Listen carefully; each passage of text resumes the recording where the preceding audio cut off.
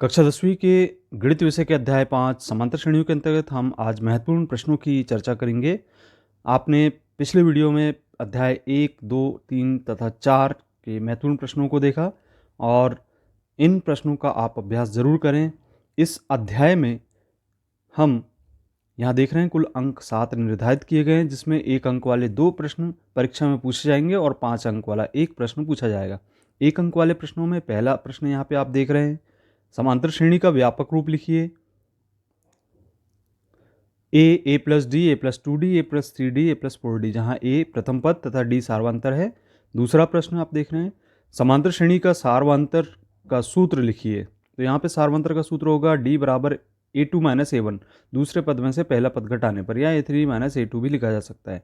तीसरा, श्रेणी 3/2, 1/2, ऋण 1/2, 3/2 में सार्वंतर होगा। 2019 में यह प्रश्न पूछा गया था, जिसका आंसर है ऋण 1। तो दूसरे पद में से पहला पद घटाएंगे। चौथा प्रश्न है, श्रेणी ऋण 10, ऋण 6, ऋण 2, 2 का सार्वंतर है। दूसरे पद में से पहला पद घटाने पर यहाँ पे सार्वंतर डी प्राप्त होगा, डी का मान होगा 4। अगला प्रश्न है, किसी एपी का सार्वंतर होता है, तो किसी समांतर श्रेणी का सार्वंतर धनात्मक, ऋणात्मक अथवा शून्य हो सकता है। अगला प्रश्न है यहाँ पर, समांतर श्रेणी का एनवां पद का सूत्र लिखिए। तो ये एपी का एनवां पद होता है ए एन बराबर a plus n minus 1 into d. अगला प्रश्न है, समांतर श्रेणी 2, 4, 6, 8 का 10वां पद होगा। तो यहाँ पे इस सूत्र से हम ज्ञात कर सकते हैं, इसका आंसर है 20। अगला प्रश्न है 8वें नंबर का, एपी 10, 7, 4 का 10वां पद होगा। 2020 में यह प्रश्न पूछा गया था परीक्षा में। ऋण 17 इसका आंसर आएगा। 9वां प्रश्न है, एपी 3, 6, 9 का कौन सा पद 27 है। तो यहाँ पे हमें ज्ञात करना होगा एन का मान। इसका सही आंसर निकल के आएगा 9वां पद। 10वां प्रश्न है, एपी के प्रथम एन पदों का योग का सूत्र लिखिए।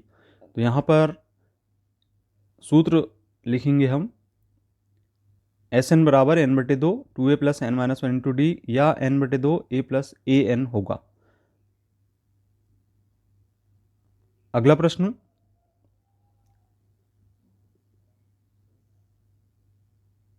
समांतर श्रेणी 10, 6, 2 के 16 पदों का योग क्या होगा। तो यहाँ पे सूत्र की सहायता से ज्ञात करेंगे। इसका आंसर आएगा ऋण 320।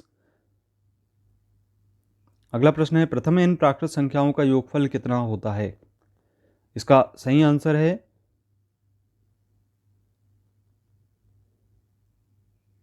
n into N plus 1/2। अगला प्रश्न, रिक्त स्थानों की पूर्ति कीजिए। यहाँ पे एक तालिका दी गई है, आप इसमें देख सकते हैं ए डी और एन और ए एन। तो इसमें आपको कोई एक मान ज्ञात करना होगा। जैसे ए डी तथा एन का मान ज्ञात है तो ए एन का मान ज्ञात करेंगे। इस प्रकार से अन्य प्रश्न सरल करना है। अब हम देखेंगे 5 अंक वाले प्रश्न में, एपी 21, 18, 15 का कौन सा पद ऋण 81, साथ ही क्या इस समांतर श्रेणी का कोई पद शून्य है, इसका कारण उत्तर दीजिए। दूसरा प्रश्न है, 2 अंकों वाली कितनी संख्याएं 3 से विभाज्य है। तीसरा प्रश्न है, समांतर श्रेणी 10, 7, 4, ऋण 62 का अंतिम पद से प्रथम पद की ओर 11वां पद ज्ञात कीजिए। बहुत ही महत्वपूर्ण प्रश्न है यह। चौथा प्रश्न है, समांतर श्रेणी 3, 8, 13, 18 का कौन सा पद 78 है। पांचवा प्रश्न है, उस समांतर श्रेणी का 31वां पद ज्ञात कीजिए जिसका 11वां पद 38 है तथा 16वां पद 73 है। 2019 में यह प्रश्न आया था। और छठवां प्रश्न है, 10 और 250 के बीच में 4 के कितने गुणज होते हैं। 2020 में यह प्रश्न पूछा गया था। बहुत ही महत्वपूर्ण प्रश्न है ये सभी परीक्षा की दृष्टि से।